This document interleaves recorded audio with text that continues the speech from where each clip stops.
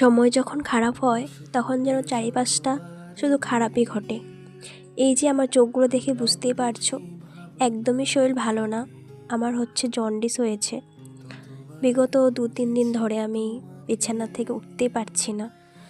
তো দেখো, ঝটপট আমি রেডি হয়ে গেলাম, আর এখন ঝটপট রেডি হয়ে আমি যাব কলেজ। আজকে ছিল আমার এক্সাম, তো আমার একদমই ইচ্ছে ছিল না যে আমি এক্সামটা দেব। সত্যি বলছি, মনে আমি জোরই পাচ্ছিলাম না কিভাবে এক্সামটা দেব। মা কিন্তু একটা কথাই বলে যে যখন সময়ের কাজ সময় না করা যায়, তখন কিন্তু সেই সময়ের মূল্য নিজেকে দিয়েও দিতে পারবে না। তাই যতই ভেঙে পড়ি না কেন, সময় মতো নিজের কাজ না করলে সেটা থেকে আমি কোনোদিনই উঠতে পারবো না। জানি না শরীরটা কবে ঠিক হবে, তবুও দেখো, নিজেকে কিন্তু উপর দিয়ে খুব হাসি খুশি রাখতে ইচ্ছে করে। ভিতর থেকেও মনের জোর না থাকলেও উপর দিয়ে কিন্তু ঠিক জোরটা রাখি। ওই তো মানুষ একটা কথাই বলে, ভিতর থেকে ভেঙে পড়লেও উপরের জোরটা থাকা অত্যন্ত প্রয়োজন, না হলে তোমাকে মানুষ আরও ভেঙে চুরে দিয়ে যাবে। তাই নিজেকে যতটা গুছিয়ে রাখতে পারবে, দেখবে সময়ও তোমাকে ততটাই গুছিয়ে রাখবে। মানুষের কথায় যত কান দেবে, জীবন তো ততটা এলোমেলো হয়ে যাবে।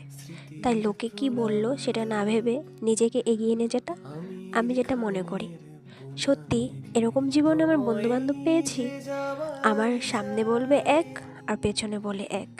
সেটা বন্ধুর ক্ষেত্রে বলছি না, সব সম্পর্কের ক্ষেত্রে বলছি। সত্যি এখনকার মানুষ যে না বড্ড কঠিন। নিজেকে সাকসেসফুলভাবে গড়ে তোলার জন্য একবার তো ধাক্কা খেতে হয়। সেটা ধাক্কা খাওয়া না, সেটা নিজেকে আরও সুন্দরভাবে গড়ে তোলার একটা ধাপ। হ্যাঁ, এটা একদম সত্যি কথা। হয়তো কষ্ট লাগে, সেটা কিন্তু অন্যভাবে অনেক সুন্দরভাবে গড়ে ওঠে। দেখবে জীবনে যতবার তুমি ধাক্কা খাবে, ততবার জীবনের মানেটা খুঁজে পাবে। পরিস্থিতি যেমনই হোক না কেন, নিজেকে মানিয়ে নিয়ে যাওয়াটা অত্যন্ত প্রয়োজন। সব ভালো খারাপ পরিস্থিতিতে নিজেকে একা পাশে পাবে। তাই নিজেকে কীভাবে গড়ে তুলবে সেটা তোমার উপর নির্ভর করে। তারপর এদিকে কত কথা বলতে বলতে দেখো আমি কলেজে এসে পেয়ে গেলাম। দেখো কতগুলো সিঁড়ি পার করে ওপরে আসলাম। সত্যি এই সিঁড়িগুলো পার করে আসতে না অনেকটা কষ্ট হয়। পর ওই যে বললাম আমার শরীরটা খুবই খারাপ, আমার মা কিন্তু টাকা দিয়ে দিয়েছিল যে একটা আপেল কিনে খেতে। তারপর দেখো ওই আপেলটা কিনে আমি খাচ্ছি। আর হ্যাঁ, খেতে খেতে কিন্তু বান্ধবীদের সাথে কিছু কথাও বলছিলাম, ওই যে মেলায় যাওয়া কথা।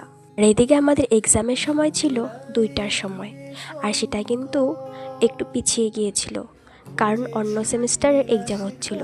তারপর কিন্তু আমাদের ওই 2টার পর 3টার সময় এক্সামটা স্টার্ট হয়েছে। তারপর আমার এক্সাম দিয়ে একদম ডাইরেক্ট চলে এসেছি মেলাতে, আর সব বান্ধবী এসছে। তো তারপর কিন্তু আমিও চলে আসলাম। তো ভাবলাম চলো একটু মেলা ঘুরলে তাহলে একটু মনটা ভালো লাগবে। তো দেখো মেলা